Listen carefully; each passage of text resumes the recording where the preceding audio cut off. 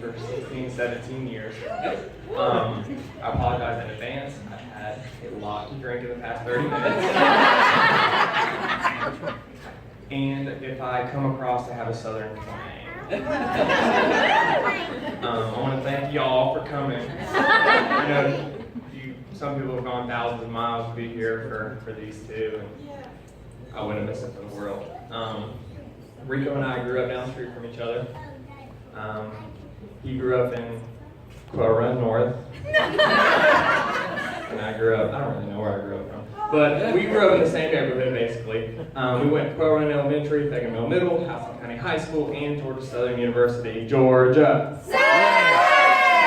There we go. Rico was the coolest kid in elementary school. The guys feared him and the girls loved him because he was the fastest kid in elementary. My first memory of Rico was in the 4th grade, and we loved to race at recess. I was pretty fast for a white kid. Well, after racing Rico, he was like, "Hey, do you want to switch shoes?" And I'm like, what the heck? And at the time, that was my first year in public school. I came from a private Catholic school. And I'm like, Mom, why did you put me in public school? This guy's taking my shoes. But I did it because he was the coolest kid in elementary school. And I went home and I have this like 9, 10 plus size shoe on my right and then like a 6 on my left. And my mom's like, what are you doing?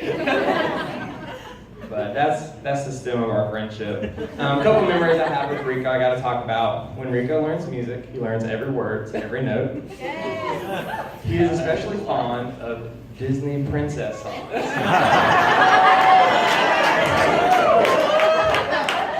There was many a night in Statesboro, Georgia, where he would serenade about a dozen college students, in particular, The Little Mermaid. You want to sing it? I wanna see where the people are. I wanna see them.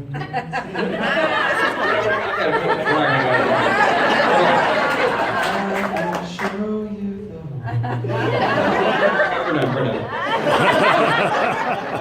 Rico has a number of outstanding qualities, but Sarah definitely harped on the main one. Rico's one of the most loyal people I've ever met in my life.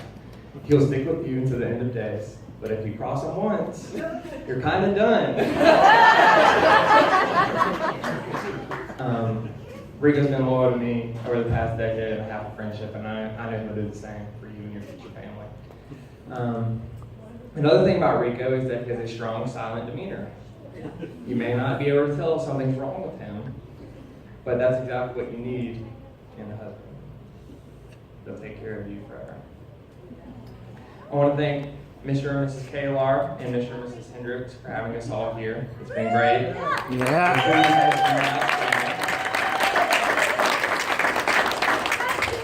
I've never seen Rico smile more in the past 24 hours than in the past 16, 17 years of friendship.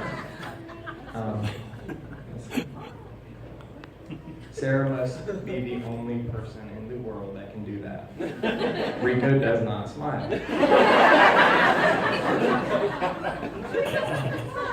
I want to thank Mr. and Mrs. Hendricks for not giving up on me as a friend, for the trouble that I may or may not have caused Rico to endure over the years. Even when you found him, or even when you found out that he slept in my bathtub.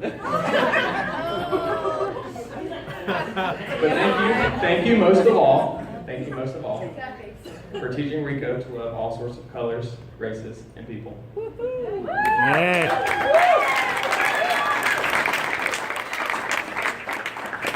With all that's going on in the world these days, I'm taken back about how valuable Rico's friendship is to me.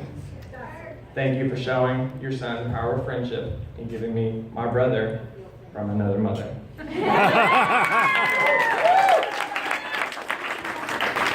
To Mr. and Mrs. Rico Hendricks, I wish you both a life full of love, compassion, joy, and health. And to quote someone that I found on Google 30 minutes ago, love is life, and if you miss love, you miss life. to the bride and groom. All right. Very nice. Cheers.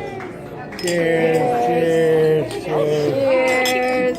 Cheers. Very nice.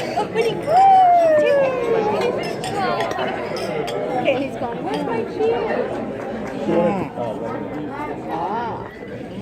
Once again, a round of applause for Philip.